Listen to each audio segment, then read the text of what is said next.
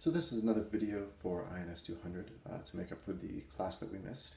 In this one I want to talk about something that I've been meaning to get to for a while, but we haven't gotten around to it. It's talking about a concept called the Washington Consensus.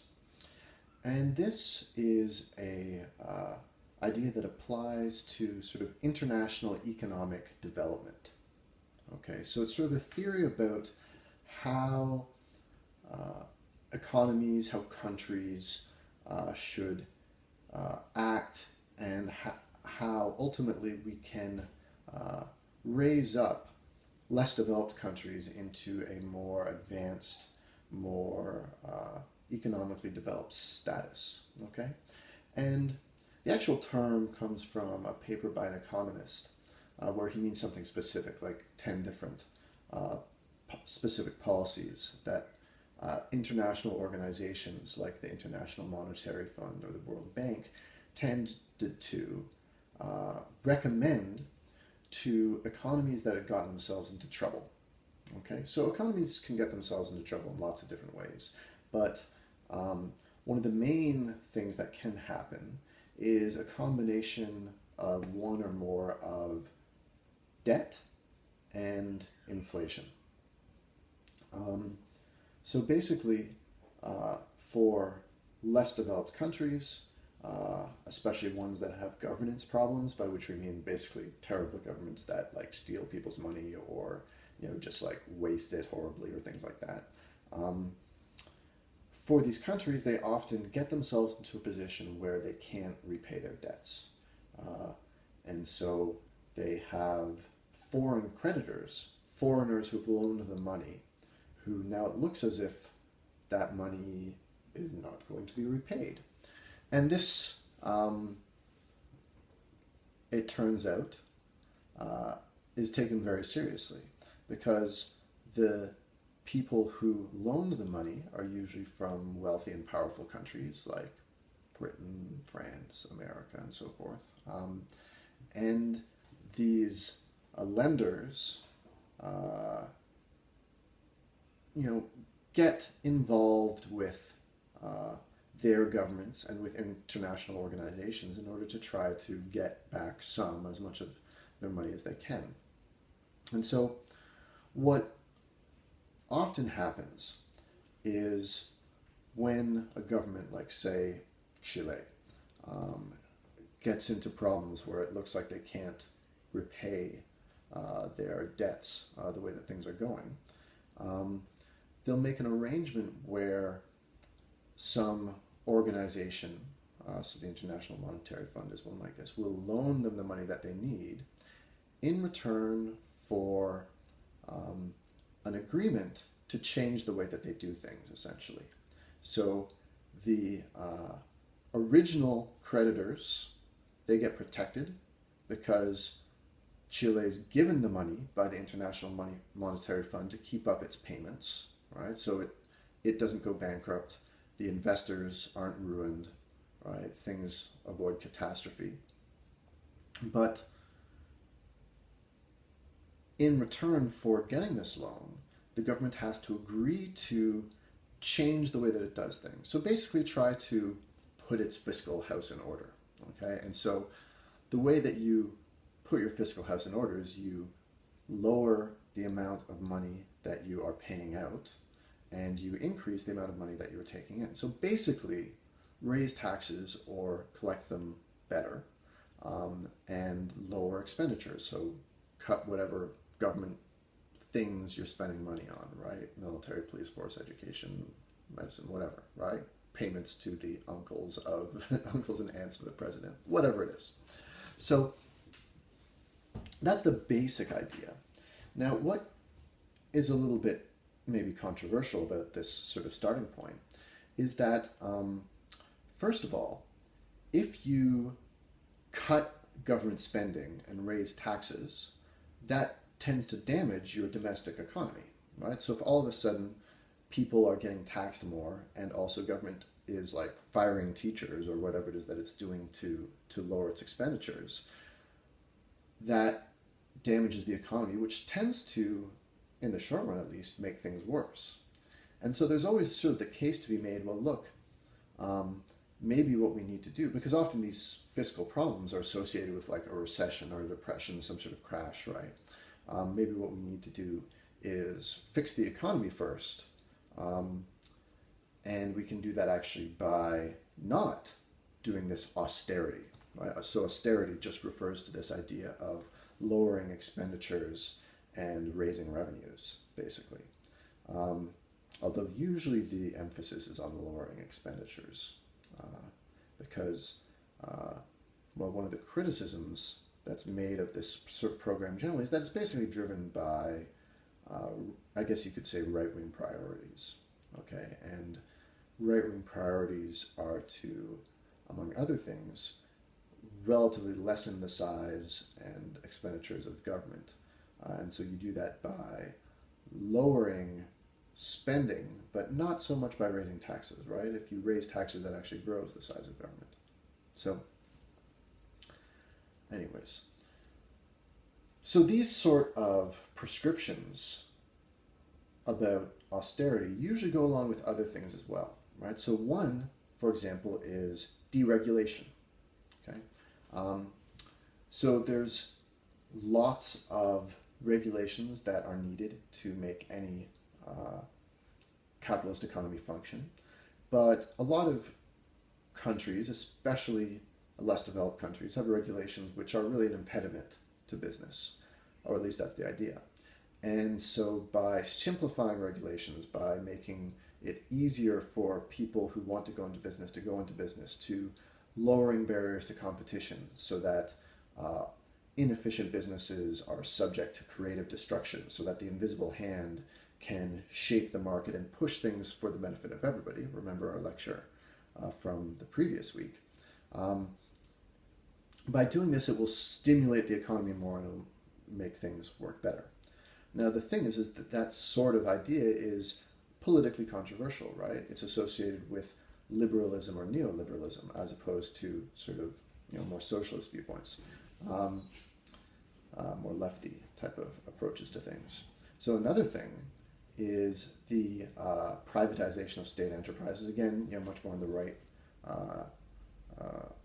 right wing end of things. So the idea that for a lot of second world, third world countries, the government has a much larger role in the economy than it does in a place like Canada.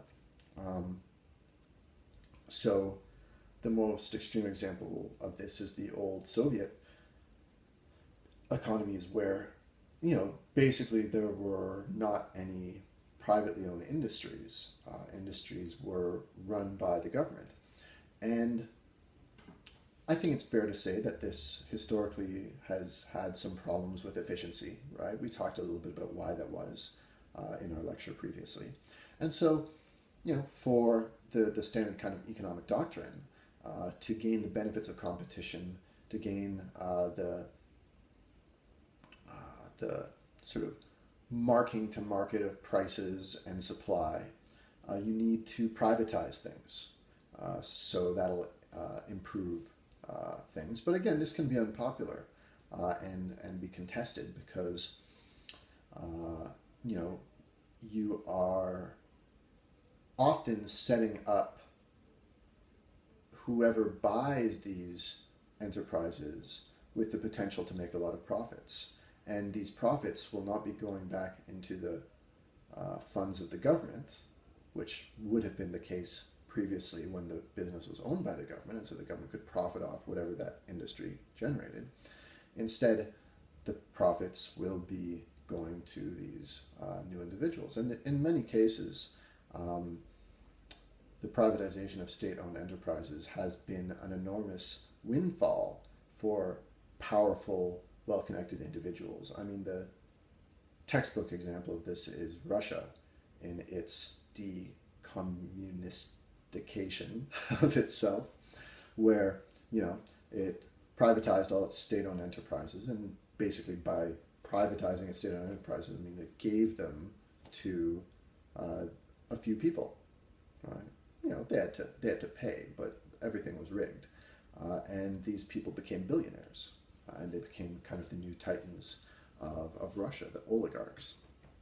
So privatization although it's part of the package, it's part of the Washington Consensus package, it is can be seen as problematic, and it has often been very problematic.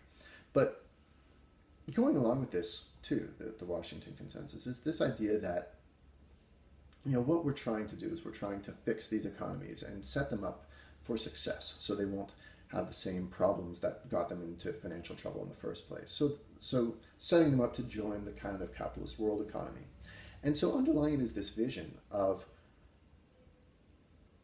progress via foreign investment, essentially. So the emergence of what in North America we call offshoring, so the relocation of industries, especially like heavy manufacturing type of industries, from North America to China, India, Brazil, Mexico. This offshoring is part of the whole Washington Consensus program, where the idea is basically, in order for less developed, relatively poor countries to get out of their poverty, they need to get plugged into the global economy. And the only real thing they have to offer is raw materials sometimes, but then basically cheap labor. Okay, so their poverty gives them a competitive advantage in the sense that their workers are willing to work for less. And that competitive advantage they can leverage into getting part of the industrial pie, and then the money that goes into the country to pay those workers and to, pay contractors to build the factories and all this kind of thing. This gradually lifts them out of poverty. So it's kind of like a win-win for everybody is the idea that in the West, we benefit because our consumer goods become cheaper, and the profits of our corporations, which of course are to a large extent owned by us, right? The shares of corporations are publicly held and traded, and people own them, and it pays for their retirement stuff. These corporations make profits, and consumer goods become more affordable for us. And then off in China and India, people, instead of having to be subsistence farmers, and so making virtually no money beyond what supports them above a starvation line, they actually get a wage. I mean, a small wage by Western standards, but not small by local standards. That helps them, and so they gradually lift themselves out of poverty. And the model is kind of like the so-called Asian tigers, right? Japan, Singapore, Taiwan, South Korea, which, 100 years ago were not industrialized economies, were not wealthy by Western standards, but now are. And they did that arguably by something reminiscent of sort of foreign investment in industrialism, although that can be definitely questioned. So anyway, so this Washington Consensus, it's also associated with, because the idea is sort of foreign investment in underdeveloped countries, and sort of the production of consumer goods for consumption in first world countries in second and third world countries. A key plank of it is trade liberalization, that is to say, lowering tariffs and restrictions that are placed on trade between countries, okay? And there's enormous amounts of these, okay? It's just like trade is very, very heavily regulated. Everybody tries to control it in order to give them benefits. So they try to protect local industries from foreign competition. They try to maximize their competitive advantages in fields that they think it can be done. But economists look at these networks of trade barriers and rules and restrictions and tariffs, and they say, well, look, these are inefficient. Everyone overall will be better off if people are just allowed to trade freely, because then the most efficient producers will drive the less efficient producers out of business, and people will benefit from these access to cheap goods. And there'll be disruptions, to be sure, but everyone will end up finding something to do. That's sort of the idea. You can't have a competitive disadvantage in everything. That's not the way that math works. Um, so what you do is you lower these trade barriers that allows for profitable investment by like Western companies in these underdeveloped countries. They then start to lift themselves out of poverty and benefit, and this fixes their economy so they don't go bankrupt anymore. And yay, everybody wins. It's a happy story. Okay, and this was a big push back, especially in the kind of like mid '90s type of thing. Um, so,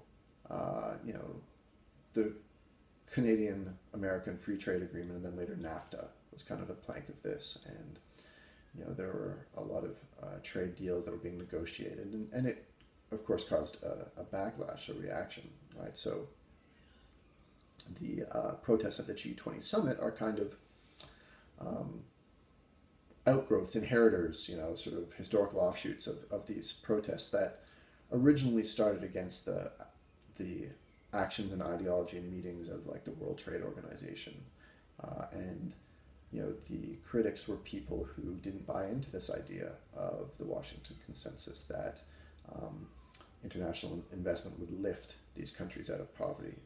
The opposing viewpoint, which among other things, world systems theory that we've looked at sort of expresses, is that the relationship between first world countries and less developed countries is much more exploitative, in the sense that really it's not about providing benefits to China or India, and really it's pretty questionable, especially when you look at the human and environmental costs of industrial development in these places, whether it's a benefit in a net way. It's really about setting up the world to provide Westerners exactly what they want and need. Okay, and so everyone else just plays a role in, well, what do they do for us? Do they provide cheap labor with no labor standards, no safety protections, so that makes our companies that much more profitable? Then fine, fantastic. And on this viewpoint, these conditions that are posed by the IMF and other organizations on countries when they get into financial trouble, these are basically kind of like economic imperialism, where the power of Western countries is sort of focused through these international organizations to force recalcitrant countries that hadn't been entirely on board with playing their appointed role in the global trading network to play by the rules, right? It's the stick that when they eventually run into financial difficulties, they have to do what they say, otherwise they get cut off and suffer horribly. Okay, so that's the Washington Consensus, this sort of program of responding to financial difficulties in less developed countries by giving them loans from international organizations in return for adhering to these types of reforms. And then further beyond that, this underlying sort of idea about how trade and foreign investment can lift less developed countries out of their poverty via their integration into global trading networks and sort of playing a role in the global economy, which also requires trade liberalization.